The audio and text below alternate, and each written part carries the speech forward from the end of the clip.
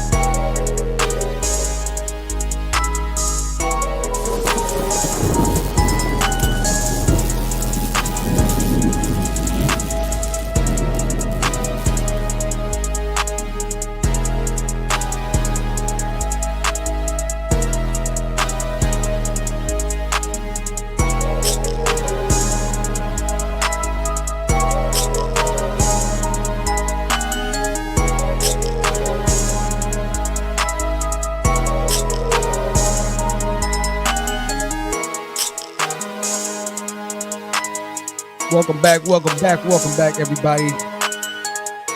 Make sure on the way in you like the stream. Make sure on the way in you like the stream, y'all.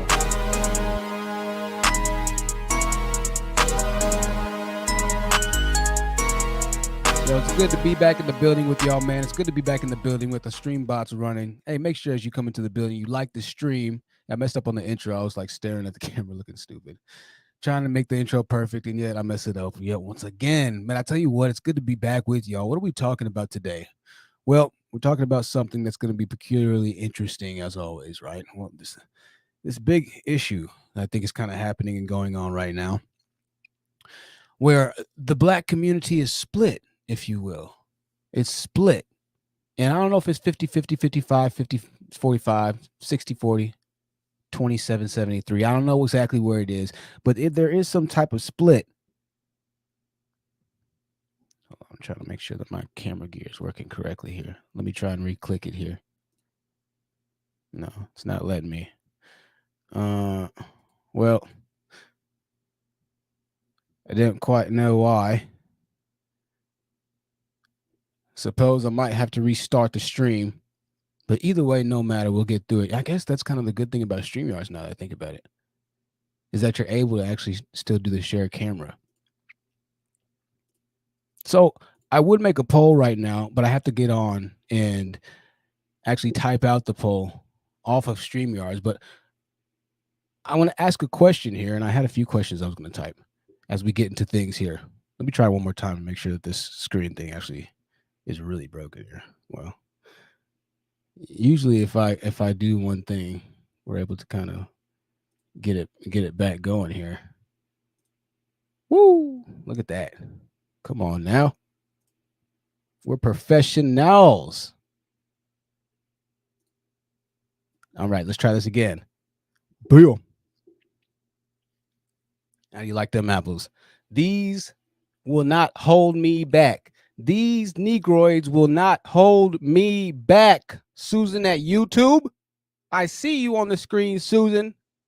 No, I just kidding. I'm completely kidding. Susan at YouTube, you know how important this channel is to me. Racism in America. Let's go ahead and just start off strong, shall we? Let's start off strong, shall we? This article was written by the New York Daily News. The New York Daily News is a reputable news company, by the way. I decided to bring this article to your attention because the title of it struck me. It striketh me, if you willeth. Black man gets 10 years in prison for fatally shooting teen girl despite claims of racial abuse and self-defense. Now, let's really go and dig into this title. We're starting strong here, okay? Welcome. Like the stream, ladies and gentlemen. The New York Daily News. Let's go ahead and click the New York Daily News' website. Make sure we're talking about the same people here. Yep, that is the New York Daily News. Now, on the page, I don't see the race of any other person anywhere on the front page. And I took the liberty of looking for you. All right.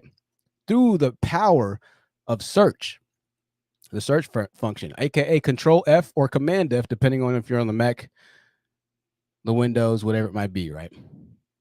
There was nothing there. Let's go back to this news article. All right. Because we have to clear things up here. Sorry about the laptop fan. Black man gets 10 years in prison. There's no race of the teen girl. What do you think they're implying, or what do you think is implied here? Welcome to the live stream. We are talking about whether or not you think the American dream is dead for Black people. There's a comment in here that said the American dream was not meant for Black people. That's the first comment by a commenter named Little something. I can't look at it right now because I'm looking at the screen. A Black man who fatally shot a 17-year-old girl on a Georgia road was sentenced to Tuesday to 10 years in prison despite his claims of self-defense. Mark Wilson, 23 years old, if you're looking at the screen right now, that's his picture, said he was driving his Ford Focus when a Chevrolet Silverado with Haley Hutchinson riding in the back seat tried to force him off the road. Wilson said teenage boys in the Silverado shouted racial slurs at him. When Wilson opened fire on the pickup truck, one of his shots struck Hutchinson in the head. That's Mark Wilson there. We share a last name. Mark Wilson was sentenced to 10 years in prison, but Wilson's stand your ground and self-defense arguments failed to convince a jury. On August 31st, he was convicted of involuntary manslaughter. The jury acquitted Wilson on more serious charges of felony murder and aggravated assault. Wilson's white ex-girlfriend, Emma Rigdon, testified in his defense. Wilson's attorneys had argued that the teenagers initiated the conflict because the two were an interracial couple. I fully believe Mark saved my life that night, Rigdon said, according to the Statesboro Herald. I wholly believe if Mark was not there that night, it wouldn't have done what he did. We would both have been dead. Wilson said that after the Silverado swerved into his lane, the boys in the truck hung out the window and began shouting racial slurs. Rigdon said the car was forced onto the rumble strips along the side of the road. I don't want you to look at that toothbrushing thingy. That's like hideous to look at. These ads be killing me on these news websites. I guess news companies are broke because they're just willing to put any type of ad on the website. They do not give a flying fudge. It's preposterous. It's wild.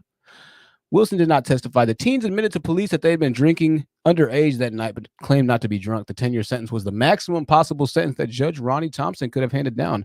Quote, if Mark Wilson was a white gentleman that night accosted by a truckload of angry, belligerent, possibly drunk Black men, and he used a legally possessed firearm to defend himself and his passenger, he would have been given a medal and not given a prosecution. Former NAACP Georgian President Francie Johnson said during a press conference after Wilson was arrested in June 2020. Wilson will get credit for nearly 2 years time served. His attorneys promised to appeal the sentence. All right. It's our first story of the night right there. A Black man, as told by the New York Daily News. I don't know if you saw this story. It's pretty shocking. This guy that you see here on the screen right now is a doctor, and he had tampered with some medicine. We're just going to go ahead and fast forward through this for you. We don't need to watch the entire thing, but get a load of this. All right. I guess we can't blow up the entire screen here. On this video, you'll see right now, this guy is, and we'll just go to the YouTube so we can blow it up full screen. This doctor was tampering with IV bags of some sort. You can see it right here. Not sure what exactly he's doing. Putting it in the fridge. Looking around hella suspicious. This is a doctor, ladies and gentlemen. Then walking away. It looks like somebody's going in the refrigerator, grabbing that IV bag. Pulling it out. How's that, huh? This is the North District of Texas. So this is a Dallas anesthesiologist, which is 40 minutes away from me. By the way, I do not like the city of Dallas. Anybody that knows me knows that I've talked about the city of Dallas. I do not frequent the city of Dallas. People in Dallas are very odd, in my opinion. I don't mean you any offense, but every single person I met from Dallas, I immediately knew the second I met them that they were from Dallas, Texas, and not Fort Worth. We have national days today. We'll go ahead and fly through these national days today, as well as start to cover the aerial topic, and then actually get into the crux of the conversation as well. How about all that as well, huh? It's AFL Grand Final Day. If you're a fan of, it looks like, what is this, rugby? I have no idea what that is, but it looks like fun. Education Technology Day, American Indian Day. It's awesome. Celebrate Bisexual Day. There you go. First day of autumn. Today's the first day of autumn. Look at that. Hug a Vegetarian Day. Do you even know a vegetarian? Michigan Indian Day. Well, I'll tell you what, the days just get better and better and better. I found this article and I thought that, you know, it's time to talk about this because this is still a trending topic, ladies and gentlemen. If you search right now, there are still many articles that are talking about the Little Mermaid instance and situation here and the problem that's kind of going on right now with the Little Mermaid. Now, we covered this in slight last week, and I was going to just kind of leave it there for the time being, but there's need to kind of go back over this because this is a really crazy. It's the story that not keeps giving, but it's like, wow, I didn't know it was going to be so much of a problem, and it's a way bigger problem than I think I might have initially given it credit for. Disney's The Little Mermaid trailer has 2.4 million dislikes on YouTube. Now, this was written on September 17th, 2022. It might have been, updated a few times, whatever it might be. But what really struck out to me, and especially us being YouTube savvy people, especially if you watch me, we get into the analytics and the breakdowns of these types of things. The 2.4 million dislikes are at a ratio of 5-to-1 dislikes to likes. So let me kind of break this down to y'all. This is really major. This is extremely major, actually. A lot more major than I think I've seen anybody talk about. Once again, if you look at the screen, the current dislike to like ratio is 5-to-1.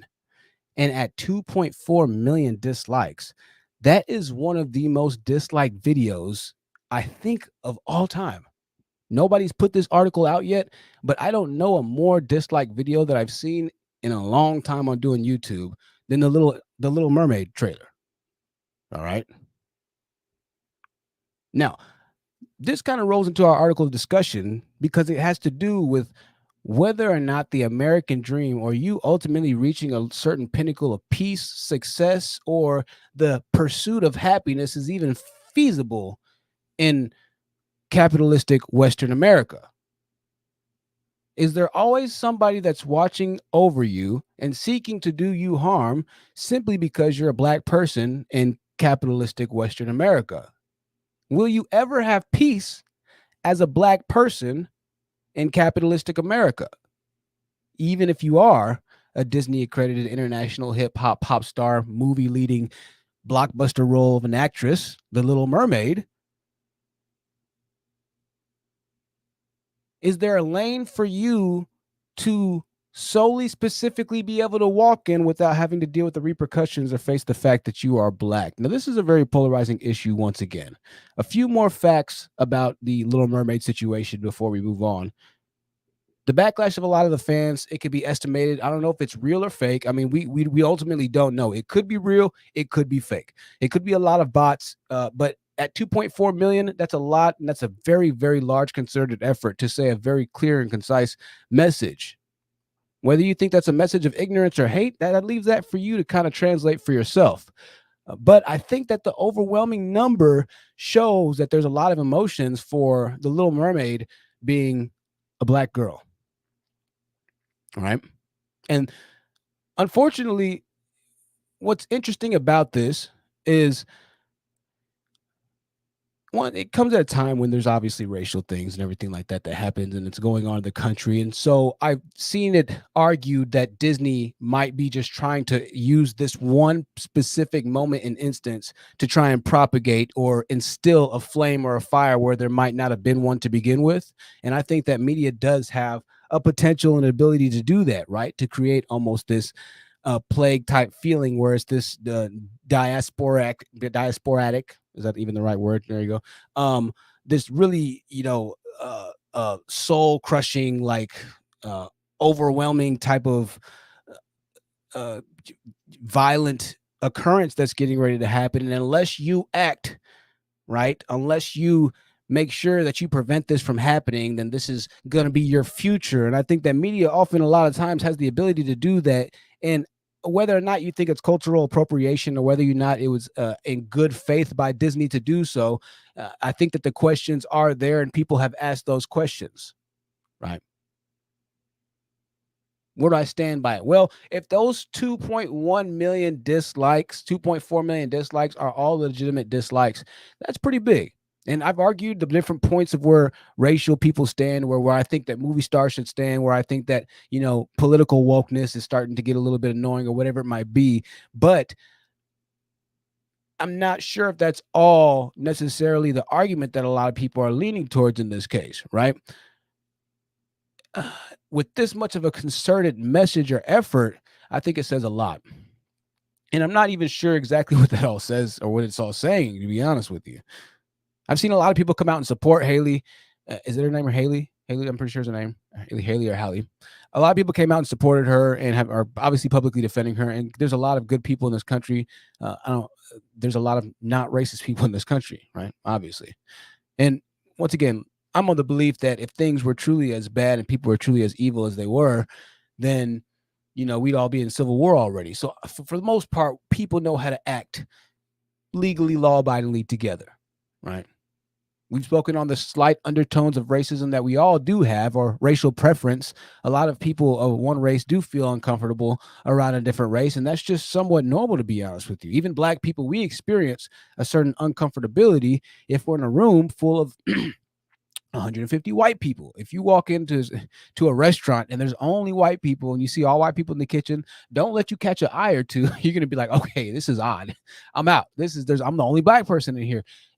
Are you a racist per se? No, but it's something that stands out to you, whether you want to antiquate it to antebellum slavery and the dark root of history of America, then that's up to you. But need I say that we currently have a dark cloud over our community as well. Having said that, the Little Mermaid situation is still a pretty disturbing and staggering situation based off of the numbers and the not my Ariel tag. That tag became pretty famous. I would show the trailer, but you can't show the trailer because that is definitely going to be copyrighted. But I wanted to say this about the trailer. We might just show the trailer.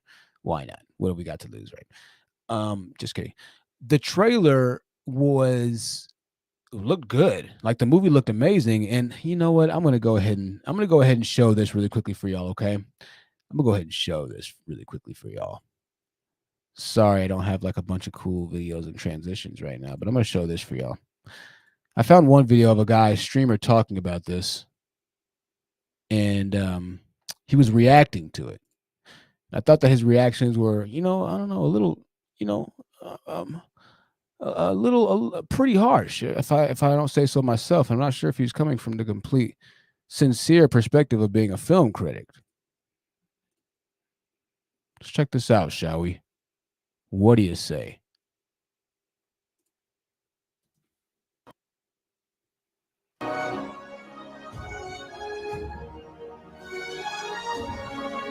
Who gives a fuck? It's funny that this looks kind of like an old Robert Zemeckis film, and Robert Zemeckis is making he made the Pinocchio movie that I'll watch next week. And that looks like shit. And this looks like old Zemeckis, and current Zemeckis looks like something much worse. I don't know. Oh, someone's blowing up the underwater Pentagon. Look at how everything's so pixelated. Like, seriously, Disney? You can't make out anything. Why would you upload like this? This isn't even 1080p. Fuck! They're doing the thing. They're doing the thing that I pointed out in my Lion King review, where it's like you're doing that weird showy national anthem style bullshit.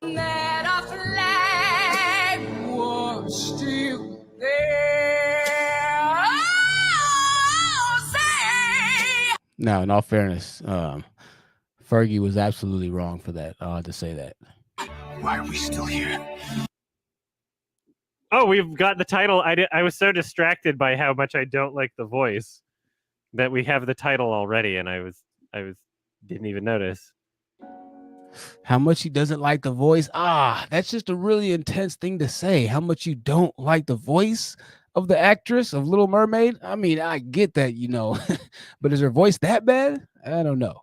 It's a pretty intense thing to say. So part of that criticism is legitimate, Part of that criticism is legitimate. On the flip side, I want to show you a video from Lil Wayne. Lil Wayne, that is. It's good to see Organic Black. Hello, Mimi J. Good to see you on the building. Hybrids in the building, as well as Lil It's Up. It's good to see you on the building, man. This is what Lil Wayne has to say about racism. Some of y'all have seen this, some of y'all have not. It's an interesting clip nonetheless. Age of 12 years old, I shot myself. I was in the house. Police knocked on the door. I was right there. Body jumped over my body to go get the guns and drugs. It took one guy to stop right there and just cuss everybody that hopped over me out. Like, what the f are y'all doing? You not see this kid on the floor with this hole in his chest? Say, you drive. Pick me up. Brought me to the hospital. He brought me to the hospital room and stood there and waited till the doctor said he's gonna make it. He said, don't worry, my name's Uncle Bob. He was white as snow. The that hopped over me was blacker than me. Was he a cop? Yeah, he was a cop, and my life was saved by a white man. I don't know what racism is. Yeah, he was a cop, and my life was saved by a white man. I don't know what racism is, and I think herein is where we start to have a little bit of a mixture, a conjecture, if you will. Is that the right word? Probably not. But we have an issue in particularly conservative blacks, democratic blacks, and black people who just might not understand or see or want to kind of understand or see an issue that other blacks want to make out to be an issue, or other people in general want. It seems to be a mixture, and I don't know once again what that mixture is. But you have somebody like Lil Wayne, who's tattooed from head to toe, rapper, who's gone to jail for a few years multiple times, gun possession, drug paraphernalia. I mean, everything from head to toe that you could probably list as a rapper to do or to criminalize on. Lil Wayne's most likely done it just about, with the lack of murder. But I mean, he's Lil Wayne. He has 3 teardrops. I can't tell based off of the footage on his right side of the face. Right. So obviously he's not the most innocent guy. Maybe he's not even the most natural, or not natural, but maybe the model citizen to portray, or even really a credit one to be. But if he's saying something along the lines like, man, racism doesn't exist to me, and he is arguably a rapper or somebody who would be against the white man or the man more than any of us in the black community, being a rapper, a gangster rapper, right? Then what exactly is the deal, or what exactly does that mean? Or is he just completely being a sellout? Do you think he's being a coon? I mean, if he doesn't feel like he's experienced racism, then who are we, or who am I, or who is anybody to try and say, well, obviously, Wayne, it's because you're a rapper and you're this or you're that. Once again, he got and brought his own personal story of how the black police officers went and climbed right over him. And so in his mind, to him, he doesn't experience racism, but we see some other times or some other things or some other instances where racism can be clearly seen, or maybe there's just a very big issue that we need to talk about and cover, and it does have to do with the issue of race, right? Maybe it's just not outright racism, but maybe it is just some racial ignorance, if you will. When you could take that for what you will. I'm not even sure what that means. Having said that, I think in this case with Lil Wayne, he says something and he's saying something that's kind of clear. And this is somewhere along the lines of where I kind of take my methodology. And that's that even if there was a problem or issue with racism, I'm sure Lil Wayne has probably seen something or experienced some different type of racism. Whether or not he attributes that instance specifically to him not believing in racism, I don't think that he truly is saying that. But what I think he is saying, reading it between the lines, is that he chooses not to be affected by racism in that mind, and in that case, or in this matter, it doesn't exist. And this is something that I've kind of echoed or retorted or torted on my channel for a good amount of time. And that's that even if there was an issue outside of you completely absolving yourself from the situation or moving, the only solution or the best solution going forward to resolve yourself with that issue is to just move past it, and really don't let it determine your future. Don't let it really give that much power or dictation over your life, what's going to go on with you, yada, yada, yada. And I feel the same way about racism, or in this case, racial biasness, racial ignorance, whatever you want to call it. I feel the same way about this than I do with, money, or with relationships, or with friends, or whatever it might be. There's always going to be something that's going to be trying to push back against you. It just so happens that racism has been pegged as like this really, really, really big thing, because obviously we have a big past with it. We know about antebellum slavery and all these other different types of things. But now it seems that people are starting to get to the position, politics are starting to push us to the position, and really, as a society as a whole, drive a wedge of divisiveness or divisiveness between us. So let me go ahead and break something down, or continue to break things down, right? I know a lot of Black people in this country truly believe, right? They truly believe that this country is a terrible place. All right. A lot of Black people truly believe that this country is a terrible place. Not just Black people, people of all races. Well, we're talking about Black today. That there's no hope in the USA because of the blood on the soil, the blood on the leaves, the blood from the generations of slaves that lived before us. Many Black African descendants of slaves, ADOS, going forward in this live stream, have very deep emotional roots and ties to the horrendous atrocities in the history of the transatlantic slave trade. Of course, the transatlantic slave trade wasn't the only slave trade. You had the Arabian slave trade. I think that's what it's called, right? Forgive me if I got that wrong. There were many other slave trades. We weren't the only people to have been made slaves. We were enslaved for a good amount of time. But we were not the only people in civilization and in history to be made slaves. I think one of the biggest reasons why we as a Black people have such a big issue with moving past, or maybe uniting on more of a concerted effort to truly move past this idea of racism that we see that afflicts us so, because even if racism wasn't as bad as most people said it was in the United States, if you ask any kid who's below the age of 25 if there's racism, they're gonna be like, yeah, it affects me. Most kids are gonna be like, yeah, it affects me, because that's kind of the generation, the time that we live in right now, right? But if it affects us so badly, we still haven't yet again once done anything as a community as a whole, as a people as a whole, other than the bare minimum, right? And this is why we'll always stay a permanent underclass. But something else that I think that actually has to do a lot of why Black people have such a big issue still with this race thing, and why we'll always have this, mentality that racism is going to be alive and well and it's always going to hold us back, is because we don't have an identity, right? We're the only people in the world that don't know really like where we come from, type of deal. Like, we can only trace back so far, and I guess everybody can say that, really, and especially adopted people too. Adopted kids, people who are adopted, they don't know where they come from either. So I mean, I guess other people can say that, but like, we specifically have very little culture, because even the people that look like us back at the area, the lands that we live in, don't really embrace us necessarily as their own, because we're not, truth be told.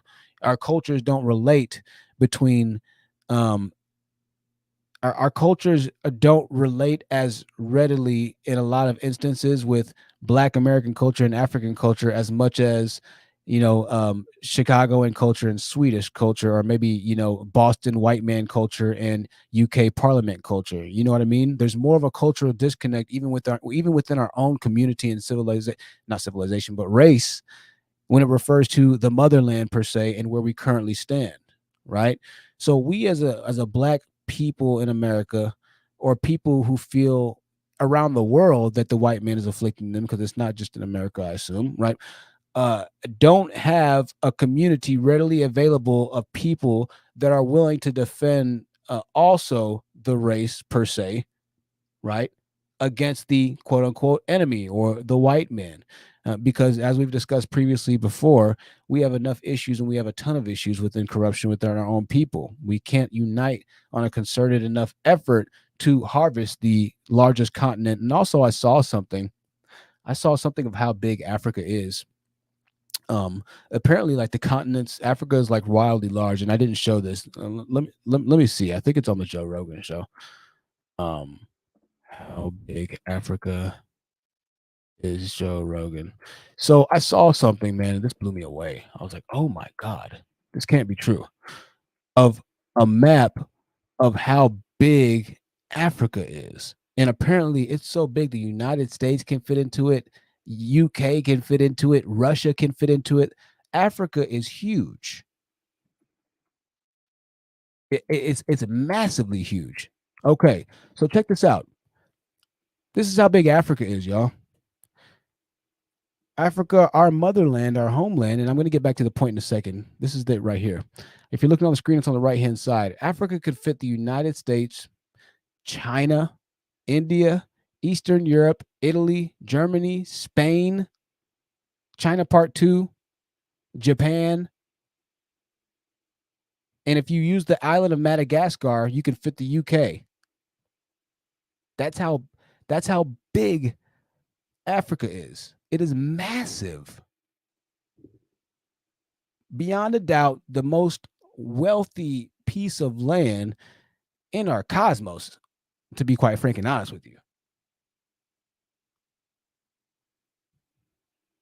It's scary big. And yet, even with the vast population, the vast resources and things of that nature, it's one of the most tormented and plundered, looted, whatever you might want to be, whatever you might want to say, right? Let's get back to the discussion at hand. I'm bringing up Africa because I want to also bring in and bear in light that there isn't necessarily a homeland that's even readily developed for Black people to go back to. And this is also my other plight with the entire white people are horrible and this and that and yada yada yada movement, is that and give me 1 second, because I know I've talked about the Little Mermaid thing, and trust me, let me get back to my notes, because I have to say a few more things before I get some just rambling on. So Black people don't have as much of a connection. So there's a lot of psychological issues and a lot of psychological things that are going on as to why we just can't, why certain issues are always going to be issues, to be quite frank and honest with you, even if per se we don't ever experience, or we rarely experience these issues, right?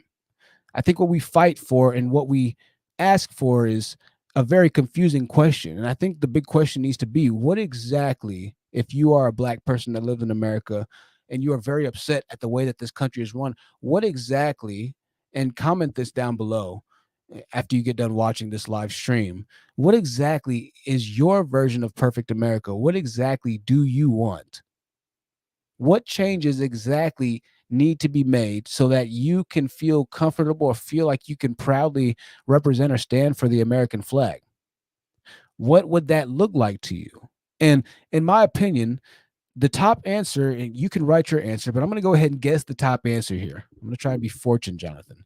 I think the top answer is going to be that there's no racial bias and that there's no racial ambiguity and or racial hatred or racial anything, right?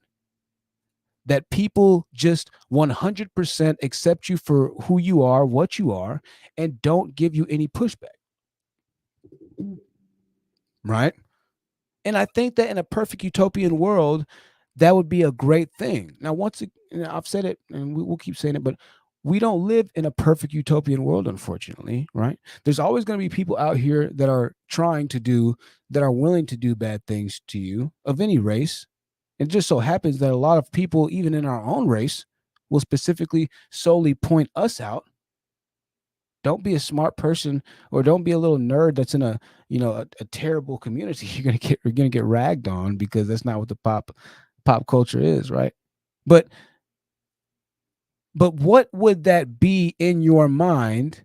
And I'm gonna guess once again, it would be that there would be no racism, that it'd be fair and equal progress, maybe reparations for some people, but let's just say no racism in the case of this issue, because we're talking about racism, right? Well, that is possible, that you can not necessarily face racism in your lifetime. However, it would mean, if you feel that strongly about racism affecting your own personal life, wherever region in the United States you live in, it would mean that you would have to leave the entire nation of where you're claiming that this racism is really truly, hindering you from becoming or living or fulfilling the American dream. Because once again, don't get me wrong or don't get it twisted. There is absolutely some very wrong and very big issues with the Little Mermaid and people having a $2.4 million dislike, 5-to-1 dislike to like ratios.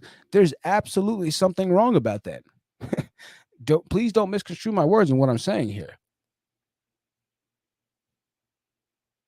And I'm not saying that it's personally on you to just take up the back of the community and figure out what exactly the deal is. I'm not saying you have to do that either. But what I am saying is that if it's truly that bad and if you're truly that upset, and a lot of us truly were just that upset, then the solution would be a pretty obvious solution. Right? Now, let's talk about that. Okay, so what's the solution you talk about, Truth? Moving to Africa? Do you expect us to move to Africa? Well, obviously, move to Africa would be pretty expensive, right? Extremely expensive. I'd probably estimate it'd probably be at least, plane tickets probably what, $2,000, $3,000 to get to Africa? One way, probably about 2,000. Can somebody look that up? Let me know. Have you been to Africa? I don't know.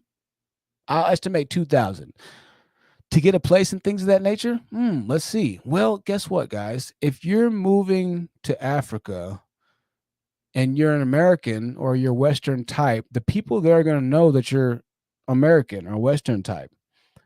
And as a result, they're going to treat you like you're an American or Western type. Things are going to cost more.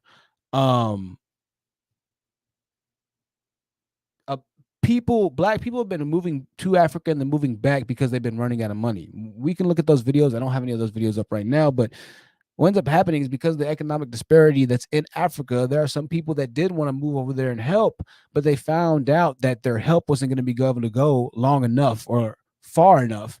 And to counteract that help that they're actually trying to lend forward to the community by giving back, the community takes, and then scams as well.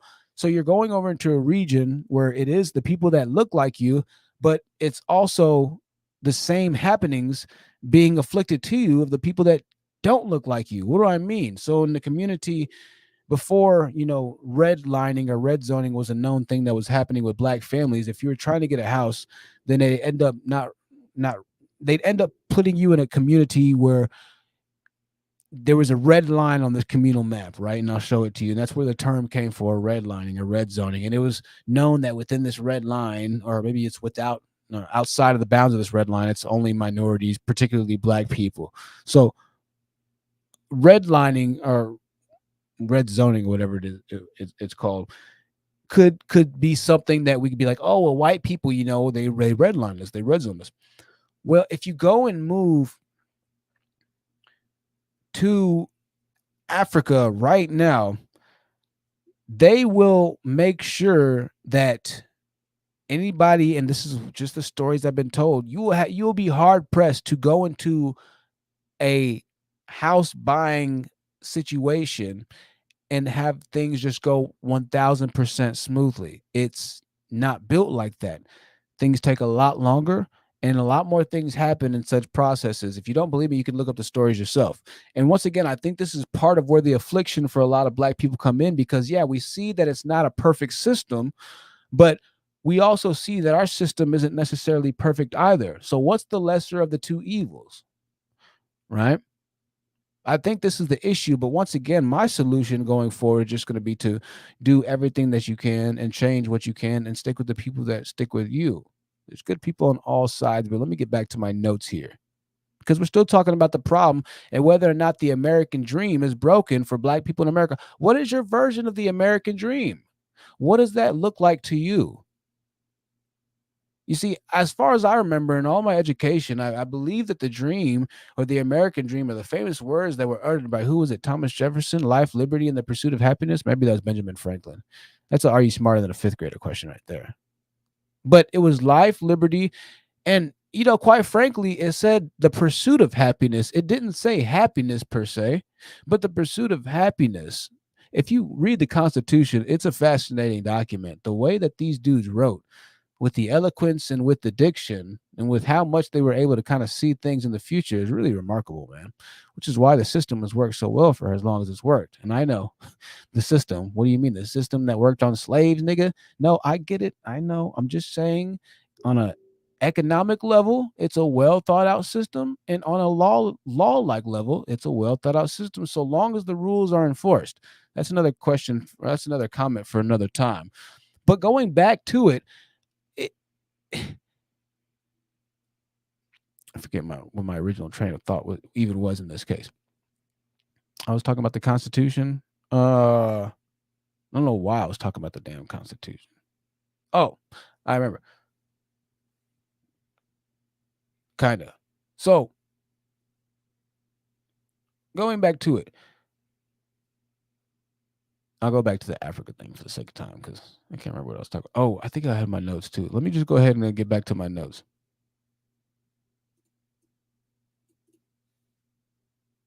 So pretty much, what is your utopia, and what's stopping you immediately from getting it? Now, I want to say something, okay? I'll remember what I was thinking in a second because I had a good ass point, but I'm stupid. I've heard the stories from a lot of you. Talked to a lot of you. I've heard the stories. I know I've heard the plights and everything. And I know, once again, y'all, I definitely do. Right. Now, I want to kind of bring into something. This is an interesting side of it as I try to remember what the hell I was talking about.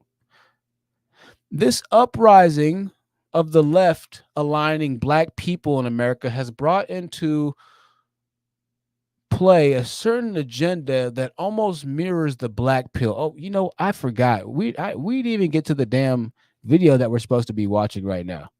I forgot about the video we're supposed to be watching. I'm literally just talking without the video. That's crazy, yo. We're supposed to be watching a video review with this chick. She's probably like, nigga, why did you tag me in this? Let me find this video as I read my notes here. That's crazy. I think the video's name is The American Dream Dead for Black People. And her name is tagged in the title.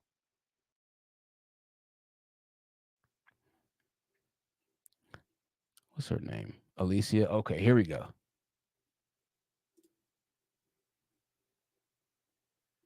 Oh, the name of her video is I Gave Up on Black Excellence, actually. Which is an interesting concept. I might not even play her video, to be honest with you. I'm too far into this, Alicia. I'm sorry. I'm on fire, Alicia. I can't slow down. Let me go ahead and bring in a different angle in this. This is fascinating, and I've told y'all all how I'll be mirroring politics with the dating world and how these two really just mingle so interestingly. If you want to watch this video, we might try and watch it another time, but it's why I gave up on black excellence. And you know, we might have to just play the video. I mean, what's the rush? You know, I love y'all. You love me. Even though nobody donates, I still love y'all. Just kidding, y'all. But let's listen to this video and try and figure out what's going on. What I also find frustrating is that we're aligning with a system that literally oppressed us. We're aligning with a system that thrives today because of the enslavement of our ancestors. Okay, so we're aligning with the system that oppresses us. She said we're aligning with the system today that oppressed our ancestors. The name of this video is I Gave Up on Black Excellence.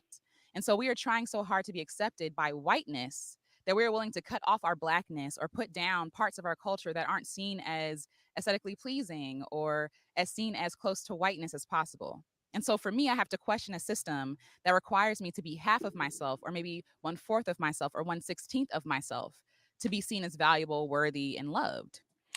Okay, let's go ahead and rewind that one more time, and we're gonna break that down.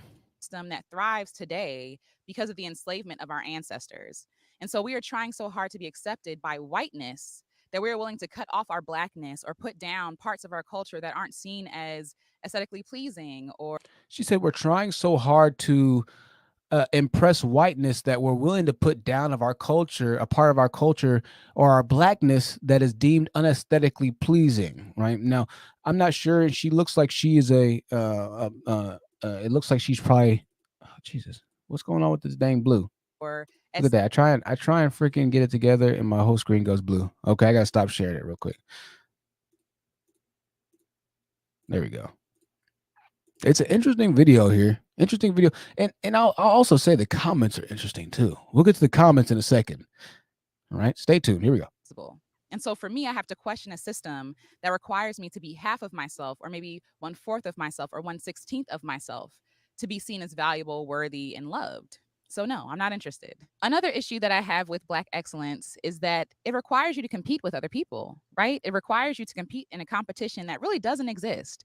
Just like the Hunger Games, like how that was manufactured, they were fighting in a big dome and people were watching the infighting, watching people slaughter each other for entertainment. It's the same way with Black excellence because it is capitalism. The powers that be, that majority, they're not ever going to see us as equals. They're not. It's just not. Okay, so she's saying the powers that be, the majority, are never going to see Black people as equals. And so Black excellence, or us infighting amongst ourselves, is a competition that is going needlessly and endlessly. Let me go ahead and pull up I'll pull up the subtitles. So if y'all need the subtitles, there you go. There are the subtitles there. She's saying that this is a futile effort, essentially, right?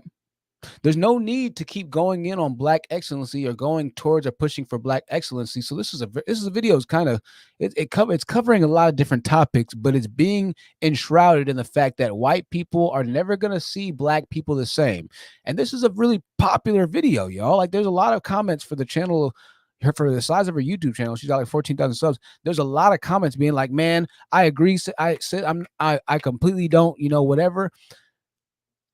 I'll tell you why I'm talking about this in a second, but it's almost like the black pill. Do y'all remember the black pill group? So you have the red pill guys, the manosphere guys that believe they know women are kind of, all women nowadays. And hey, there's some facts to the red pillars. There's some facts that they're spot on about.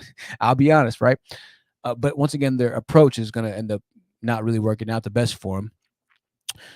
And then you have the black pill people, and I'm starting to see the Black community has some black pill aspects where they're just like, you know what? There's no hope anymore. There's no point in trying to do this because it's never going to change.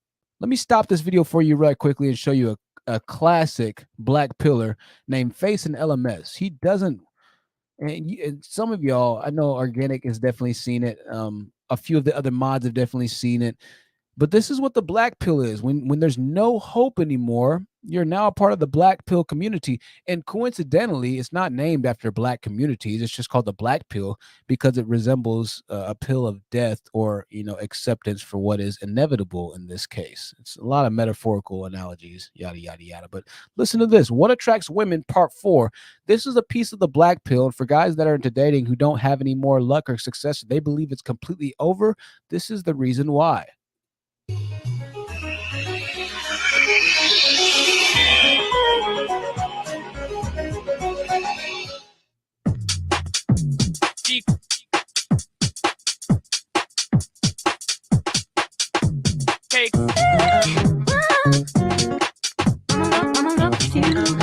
Look at this woman's facial expression on just being approached by a guy that she considers good looking. He hasn't used any attraction techniques, nor has he been particularly charismatic or said anything memorable or exceptional. I've seen her expression when she looks in your direction. Is there in her eyes? After such a positive reaction based solely on his looks, how likely is this woman to make the setting up of a date hard for this guy? I know that you want to. How likely is she to throw what's known in the pickup art community as shit tests, which is when, in an interaction, a woman puts a man down to test his masculinity and congruence?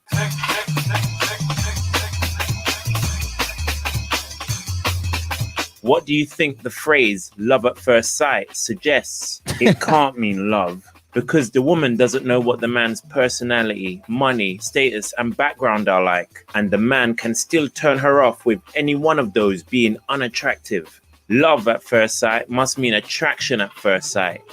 How do you attract someone at first sight? Having status and being the center of attention. Your posture, physique, charisma, grooming, and dress sense will help. But the biggest part of attracting someone at first sight are your looks. A man's looks even matter to you as a straight male. That's why when advertisers want you to buy their razors, they use guys that look like this. Get closer. So that's a piece of the black pill there, right? Or pretty much the thesis and the methodology of teaching is that if you aren't this type of dude, it's over for you. There's no hope. You might as well rope. And I'm not advising that, but that's what they joke about, right? No cope, just rope. Or cope, don't rope, however way you see it. That's a piece of the black pill there. So what we're hearing right here is a little piece of the black pill from some people in the black community saying, you know what, there's no point in doing this anymore because no matter what we do, it's futile. Here are some of the comments on this page. I work in an environment filled with examples of black excellence, highly credentialed and accomplished black folks, black female doctors and administrators, and I was so proud of them and inspired by them until I discovered that they're dismissive and sometimes downright rude and not nice. I was hoping to be in a community with these women because they look like me, but they treat me like I'm less than them, and it can only be attributed to the fact that I don't have an advanced degree. Okay, that's an interesting comment there. Somebody says, I love this. As a black man in a predominantly white career field, I stay to myself. I hold the most credentials and I have the highest degree amongst them all. I don't feel the need to fit in, nor do I play the games that they want me to play. Stay black and don't let black leaders convince you to be subservient. Okay, that's a comment from EB Tech Blog. Somebody said, this is reminding me of my time in high school. I was in an AP English class and I got reprimanded by one of the quote black achievers for not doing enough, that I made the community look bad for not striving for Harvard or something. It made me feel bad when I was younger, but now I'm like, damn, I couldn't be ordinary and like to read. Okay, interesting comment there. Okay. Somebody said, I couldn't agree more. I'm so tired of overachievement, hustle culture, rampant consumerism, blatant superficial goals, and lack of emotional intelligence in most society. I'm happy to be authentically mediocre, living my best minimalistic life. However, I don't agree that the system is being broken. It's working exactly as it was meant to. The rich keep getting richer. People persist in their slave mentality. People killing themselves to achieve things that don't matter at the end of the day. Okay, it's an interesting comment. Let's see. Somebody also says, I'm experiencing this right now. I was so excited to be working with a black female doctor just to find out she is an oppressor as well. I had been verbally abused and insulted several times on top of dealing with the colorism. SMH, it's heartbreaking. Test from the U.S. says black excellence creates an atmosphere of backstabbing because there can only be one. I've experienced this firsthand by another black woman. Somebody says I was born with a chronic illness. I tried to pursue black excellence at one point. I knew in my mind it would be impossible for me, so I finally gave up to take care of myself health-wise. People don't consider my situation. They are like, we don't believe you're sick. So I left. So I feel alone and left to myself because not being physically strong is a part of me. I am mentally strong and enjoying my life regardless. Let's go ahead and listen to some more of this video. This is a very interesting video, and it's a lot of messages in one message of people's problems with. It sounds like the black community and white people in one.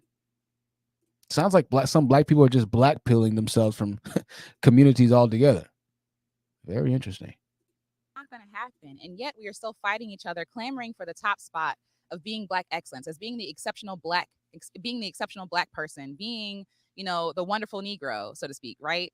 And so we're willing to do all these things in the name of whiteness, in the name of aligning ourselves with the system that is oppressive to our people. We're not going to win. The game is rigged. We need to stop playing it.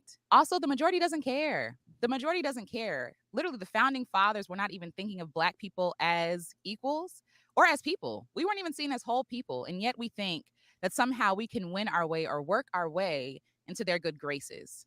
And I'm just not willing for myself to do all that work and labor to be accepted by people who were my oppressors, who are my oppressors. I'm not interested in that. So she says she's not willing or she's not wanting to do all the work for a group of people that were her oppressors. She's not down to do that. So that concept would essentially mean that, okay, you'll be here in America, in a land that was very oppressive to you. You're not willing or wanting to do anything because your ancestors were slaves at one point. Then what exactly do you plan on doing? Right? What is your life goals or plan? Are you planning to leave eventually? And guess what? I asked her this question. I literally asked her the question. So, okay, the country's bad. I understand that there's some bad takes, but I asked her, I said, my question to you is, what will you do? Move to another country? And she said, eventually, yep, or live with joy, peace, compassion, love for my fellow man, and contentment wherever I go. In parentheses, even if I stay, she says. ... This whole video is about self-love and love for others. How y'all missed that, I don't know. I didn't. Well, to Alicia, to respond to you, I didn't see much self-love in the video so far. I know we're 3 minutes into it. This is a 21-minute video, but I don't see much about self-love. I see a lot about why there's no point in trying to continue to live a certain lifestyle or maybe impress or try and do better for yourself, because there's no point. And the glass ceiling inevitably is going to crush you as you ascend, whether it's corporate America, blue collar, whatever. That's kind of more of the feeling I get. It sounds like a feeling of desperation, Alicia, more of what I'm saying, crying out, not necessarily about self-love. Also, the system is evil. The foundations of this country are that of The system is evil. The foundation of this country is evil. I feel you. of exploitation, killing, robbing, pillaging, right? Like, this is what our foundation of our economic system, of what we find as ideal and celebratory. It's really evil and violent. And I don't want to play a part in that. I'm not interested in being Black excellence if that's what that requires. So even with the competition, you see people saying, oh, there can only be one. And the reason why there can only be one is that the powers that be created it that way, right? So if you're going to have an end with, the powers that be that oppress you at one point, you have to play their game. You have to play their game to be seen as equals. And so for some people, they're not willing to do that. And people who want to be Black excellence look down on people like that. Say, oh, it's your fault you're here. It's your fault you're impoverished. It's your fault you're disenfranchised. Just, give up your Blackness to be accepted by these people. And some people are just not willing to do that. And I think that I am one of those people. I'm just not willing to play that game because at the end, everybody loses. It's a losing game. If I'm playing a game that requires people to lose to win in my life, I'm not interested. I'm not interested because even if So I'm not sure exactly what she means by I don't want to give up my Blackness. I don't know what that means exactly. It doesn't sound like there's any Blackness that she needs to give up. But maybe she's trying to say that she doesn't want to feel like she has to wear or do or have a certain look or have a certain image or say a certain thing or have a certain dialogue in white corporate American environments. Maybe she doesn't feel like she can be herself. Maybe there's a lot, and I'm sure there's a lot of people who maybe feel like we can't be ourselves. And there is some code switching that happens, right? Oh, welcome, sir. Good to see you. We joke about it sometimes where we have dudes that, get a job, guys, people that get a job and they're not from that area per se, but they're on their best behavior. I know that a lot of women that are in the divested field, claim that police officers and other government officials are able to get the best behavior out of certain groups of men, things of that nature. And so we have a code switching that does happen when there's some money to be made, and when there's a job that might happen, and when there's something that causes us to need to operate in a certain culture or a different culture other than the one that is normal to us. And for that code switch to happen, that does make some people uncomfortable. Some people aren't able to code switch. And in this young lady's case right here, she's telling you, I don't want to code switch. I don't feel like I should have to necessarily not put my hair up or be judged for having my hair up. And I don't want to even have to, I want to, whatever that means. I don't know what that answer is. And that's why I asked the question at the beginning of this video. What exactly do you want in this country? What is the perfect version of America? What exactly, as a Black person, or Alicia in your case, what exactly do you want? Where is it going wrong to where you feel like it's just, I can't do this anymore, right? It's expensive to live here. I get that. It's getting expensive to live everywhere now. Even if you move overseas, it's not necessarily cheap now, especially if you're an American. It's going to be some prejudice, but once again, I'm not understanding what is giving up Blackness. Let's see if we can't get a little bit more answers here as we go on. if I win, I still lose.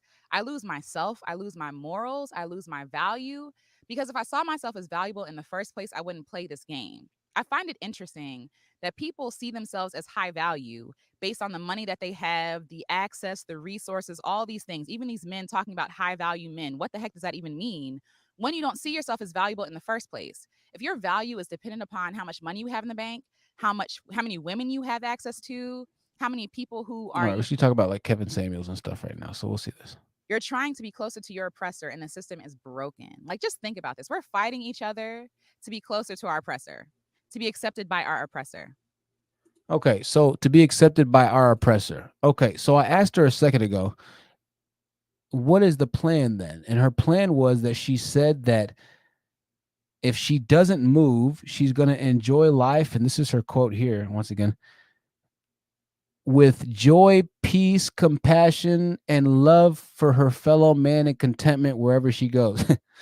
Well, I'm not sure if that includes white people in this case, because once again, that would be the quintessential oppressor, right? And I'm not saying that jokingly, I'm saying that seriously, but if that's her fellow man, then is it only black people? And how is that any different from racism? You see, this is where things start to get very interesting, where the exact problem that the black pill community is having is their solution, right? I'm not saying the problem to your racism is being nicer. I'm not saying that it'd be a bit too much for me to go into that, what I mean by that. But the problem, once again, ends up being another part of the problem. And you could say, well, if they were racist first, we were slaves first, truth. Well, this, and this. Eventually, we're going to have to fast forward things. And my next question that I was going to type into so if you're ready for question number 2 or 3, it would be, how long do we have to wait until the atrocities of generations of times past? How long do we have to wait exactly until we can finally let a certain group or a certain race of people go for that particular moment in their past, right? Now, yeah, we're talking about the Little Mermaid thing, but what ends up happening in the black community or in the world at this particular moment in time is that you tie something in from 2022 that happened in, the year 1222. And it's like, okay, that's 1,000 years difference, right?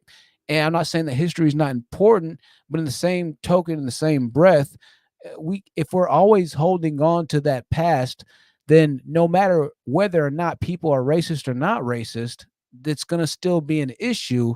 And I think that's a big part of that entire black pilling issue, which is that, even if a girl was to be rained from heaven down upon you because you're so jaded, or because you just don't think that there's any possible way that you would ever be able to have a girlfriend. You've been swimming in the dark for so long. You've been listening to CNN or MSNBC for so long.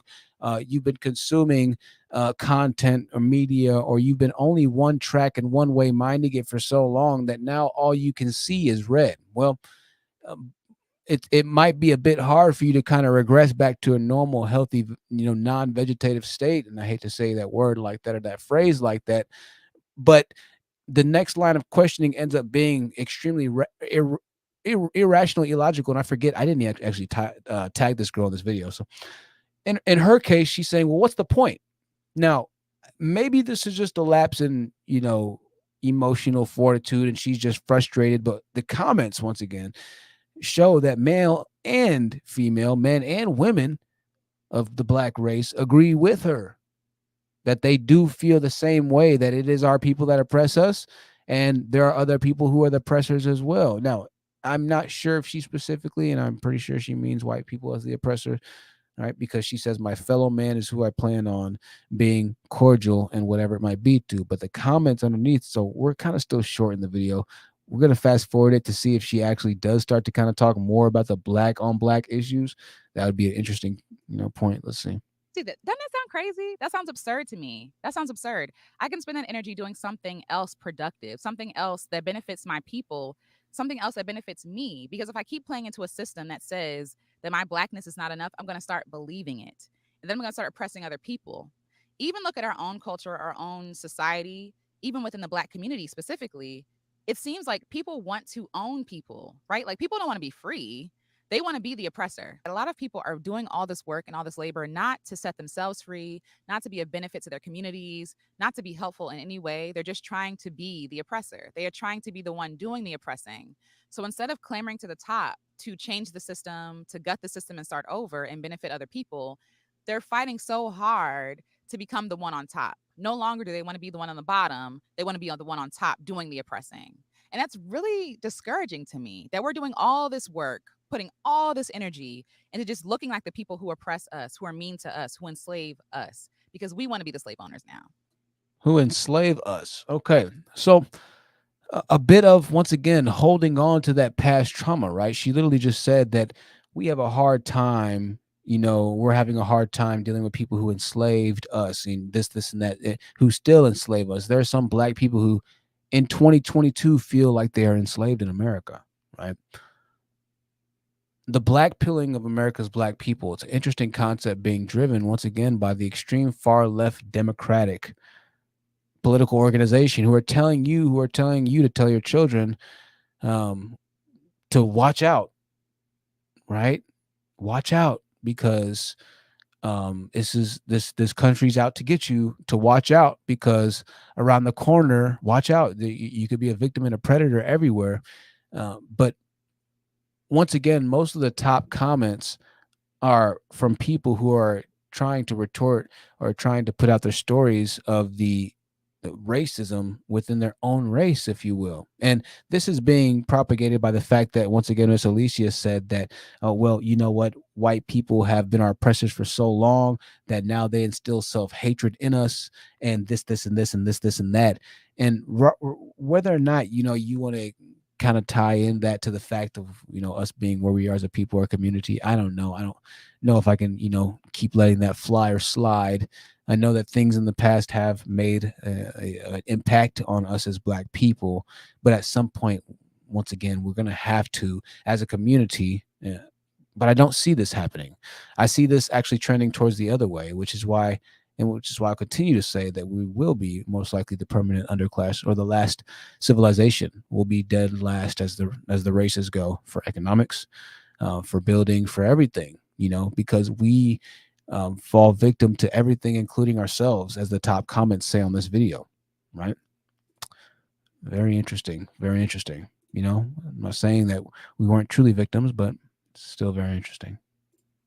It also breaks my heart when I see Black people talking about how much they're worth, right? Oh, I have this money in the bank. Oh, I have this access and resources, because it reminds me of people being enslaved, how literally their work was their worth. How much work they did, how much energy they put into making other people money literally determined their worth. And they're using that same measurement, that same grading scale to judge themselves and see themselves as worthy. And Now, I think that that's actually a decent point. I don't think that you should have to grind necessarily. I don't think that your worth is determined by your work. You shouldn't have to grind, or your value. We've talked about value, right? A dollar being probably a 2 cents worth of paper, but it's worth $1. A $100 bill is still the same 2 cents of paper. Maybe they use 5 cents to make that because of the blue strip, but it's worth $100, a lot more than the $1 bill. Same piece of paper, essentially, right? So we've talked about how the value of something isn't necessarily changed by money, but rather what it represents. And I think that that's a good point that she has there. I understand that, and I wholeheartedly agree with that. But it's a contradictory point to say this. Well, since that, well, there's no point. That's not the answer either. that means, again, that they don't see themselves as worthy inherently. They think that their value comes from outside things. That paper makes up their value, a made up currency that is founded on the exploitation and the harm of other people makes up their value. So this is a young Democratic way of speaking, and I hate to say Democratic, but this is like a young, very liberal way of speaking, where it's like, listen, let's get back to human, let's get back to human relation. Let's get back to actually, being and kind to each other, this and that. And the problem with this is that in order for you to have these types of communal civilizations actually successfully function, you have to have a strong community. And just like you're seeing in the comments, just like we've experienced, we do not have, as Black people, the strongest community. And I ask again, what exactly do you want out of this country if you are a very unsatisfied Black person, or if you're finding that the racism is too much for you to bear? Right? The answer almost always is going to be to have a stronger internally built community. That'll always be the answer. Now, the name of that video is Why I Gave Up on Black Excellence. Right. So that's suggesting that the entire Black excellence community, whether it's working for the man or trying to build it independently out of the man, what it says to me when she says that she gives up, or she's going black pill, she's going black, right? I'm done with it. I'm washing my hands of the situation. Is that operating independently of white supremacy, or operating dependently of white supremacy? She wants no part in that. And maybe she feels like that can't happen. Maybe Black supremacy is an idea or a concept that simply will not ever be able to come to fruition because of the realization that either we don't have the ability to do it, or we're being squandered or squelched or squelched, or we're being pressed and crushed. And, trickle down economic racism is crushing us. And it's been so long that now we just can't do it. And I'm done with it, because the one few good people in our community that can do it end up wanting to be the slave masters, as she put it as well. Right? All hope is lost. There's no point in trying anymore. What are you going to do? Well, I guess I'm just going to spread love, nigga. That's pretty much what she told me. I'm going to spread love, nigga. Right? When in Rome, do as the Romans do. Unfortunately, as Black people, we cannot simply vanish or vaporize. Unfortunately, as a person, you cannot simply and disregard all of your responsibilities, especially as an adult. Now, there is an entire movement that says, and that is moving to try and claim that they're going to give you more rights, that they're going to give you more freedoms, more liberties. But the bigger issue is, what are you going to do once you acquire it? Because I can tell you this much: if you hand an extremely intricately weaved, designed, program type of economic system and country and businesses, if you start to pass over infrastructure to a group of people who are not ready for it yet, then that infrastructure is going to fail, and you're going to create more problems than if that infrastructure had never existed to begin with. Because when you have money, you're going to have a lot of different issues. A lot of Black people, and I think the problem here is that Black people claim that there's not enough. And I think I know what the problem is, right? The problem is that we don't have a country or a community or an area that is where we can go pull up to, with people that look like us, that have really nice cars, that own restaurants, that own airports, that own grocery stores, that are on billboards. The problem is that we don't have, and we're not on the trajectory to be like first world other race people, like first world white people. That's what the problem is. The problem is a realization that you can't go anywhere. I'll be quite frank and honest. This is what I think a lot of Black people are starting to have an issue with. It's the realization that, man, what do we do? And so they're like, you know what? F it. I don't even want to try. Which is kind of why we're in this position to begin with. And I've said it, and I said on the last live stream, a couple live streams ago, I don't know what exactly it is as to why we can't independently of racism, dependently of racism, why we can't harness 500 years of antebellum slavery, why we can't come together and agree that the bullshit minimum that Black people do is bullshit. But what's happening now is you have an entire political party that is solidifying themselves and essentially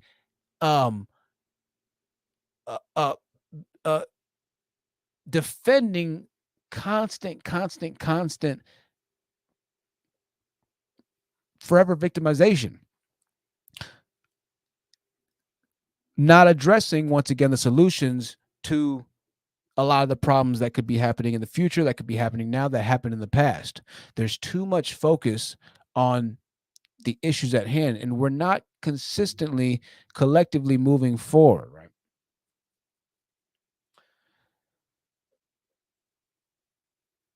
She's partially right, and a lot of y'all have seen it as well, and I've even seen it as well. You've heard my story about Greg, the manager at Chili's, who was the general manager, right? He ran the entire restaurant, and all the other managers except for Sheldon and Oscar. Oscar was hilarious, dude. Oscar was a big fat. I was just telling my girl about Oscar the other day. Oscar was a big fat dude, bald. He'd walk up to me. He'd be like, Mr. Wilson, we have 3 hood figures. We have 3 mob figures at table 7. Can you get them, please, sir? He wouldn't call if we had black people in the restaurant, he would call them mob figures. Yo, Oscar was hilarious. He was crazy. Sometimes, he was hilarious. He was like, I don't know, probably 50 years old. Just a funny, weird little black dude. Anyways, everybody was cool as hell with me except for Greg Smith. Greg Smith hated me. I know why. I was a good-looking dude. The women loved me, and I was like the life of the party, me and a few other guys. It was a ruckus in the kitchen, but we got work done. So when Greg came out, he couldn't say anything. We could be doing whatever, but the restaurant was, we were just hard-ass workers. But we had fun too, right? And so he could never really pin me on anything, but he hated me. Black dude. So one day I finally came back late, and I'm not gonna lie, I pretty much kind of do deserve to get kind of fired by this for this, right? But he had been trying to get me fired he'd been trying to fire me for so long. The dude, he just could not stand me. I'd even say, "Hey, Greg," some mornings, and he would just walk right by me. He wouldn't say anything. It was so bad that people in the kitchen would like laugh. We would joke about it. They'd be like, "Dude, Greg fucking hates you." And I'd be like, "I know. What did I do?" They're like, "What? Who peed in this?" All kinds of stuff. When I don't know, but what happened is Greg Smith, my manager at Chili's, the black guy who looked like me, ended up giving me one of the biggest realizations in life that I could have ever had at that time, and that's that I realized that even if I do have an incredibly well-paying job and I'm in a great position, all it takes is the stroke of a pen for somebody to completely change my life. And so I do get that working for somebody else thing, not understanding that I 100% listen. I get that 1,000,000%, right? And I've seen my own people, and in that case, what ended up being one of my biggest lessons in life was taught to me by somebody that looked, that was my same skin tone. I didn't have any problems with Mark. I didn't have any problems with what was his name? Bro, we had Mark. He was tall, kind of weird looking guy. And then we had, what's his name? Oh man, Ryan. I don't want to dox him. Ryan, he used to comb his hair to the side, man. I'm talking about straight white. He was so cool though. Right? Ryan was awesome. He'd be like, "Did you watch the Cowboys game yesterday?" And I'd be like, "No." He'd be like, "They lost." Just weird little. He'd be like, "They lost." Just a weird. I just brushed my teeth. Just a weird white dude. Hilarious though. Pure guy though. I had any problem with anybody else. No other white people anywhere in the restaurant. No white servers. No white anybody. The only person I had a problem with in the entire restaurant was a black guy. And it was like that from day one. So what exactly do black people want is my thing. In the video in the comments, you can see comments from saying, "Oh yeah, black people have been horrible to me. Black people this." There's even a comment, and I'll bring up the comment right here. On this same video, I'll bring up the comment. Somebody said they moved to an all-white city or 97% white city. Let me show you. And that life has gotten better for them. So even in a video where this lady's talking about, how bad white people are, people in the comments are talking about moving to a 97%. Let me find this really quickly. 97%.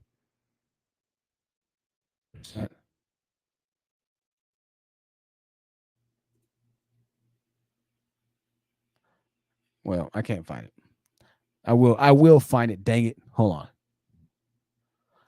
Even in the comments, I saw that. I was like, so she's talking about how bad the oppressor is, but in here it says that, well, yeah, you're right. And I moved to a white city and it's been a lot better. Hold on, I'm looking. Oh, make sure you like the video, ladies and gentlemen. Make sure you like the video. I appreciate y'all being here tonight. Saturday night, so I'm glad you're here. I'll say that. I'm glad you're here. All right, I'll look for another 10 seconds. 10 seconds. 10 seconds. I'm not seeing that.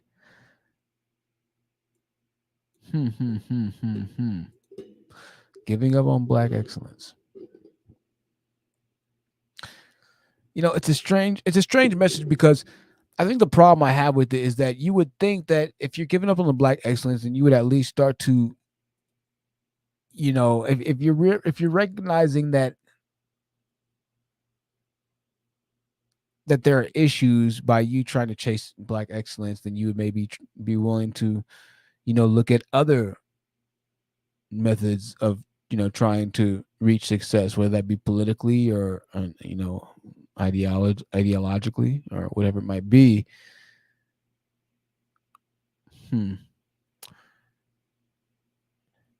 Anywho, I encourage you, if you want to watch that video, I'm going to go ahead and put that link. The name of the video, once again, is I give up on Black. Her name is Alicia Renee the Artist. I'm going to put that in the live chat. I'll open up right now the, oh man, I forgot. I have my damn banner up the entire time. I should even have the banner up, but it's too late now. It don't really matter.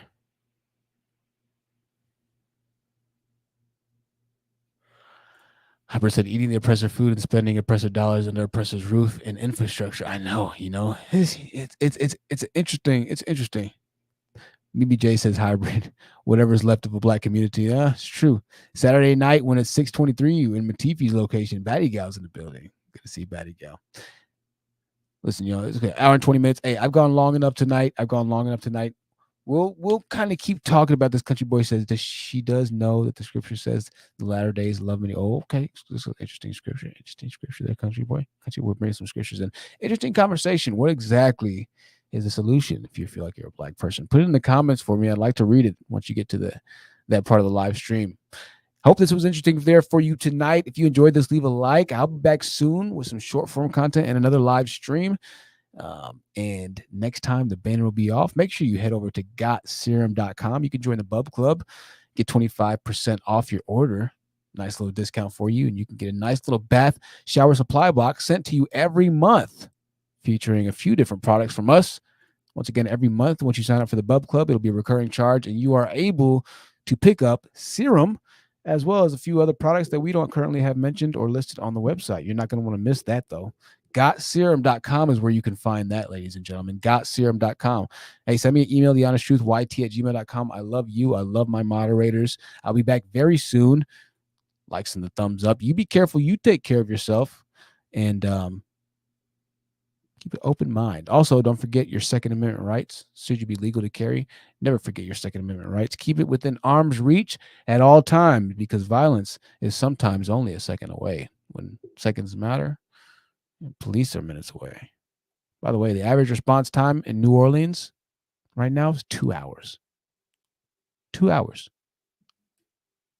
You don't believe me? Google it. I'll see you very soon, ladies and gentlemen. I love you very much. Good night.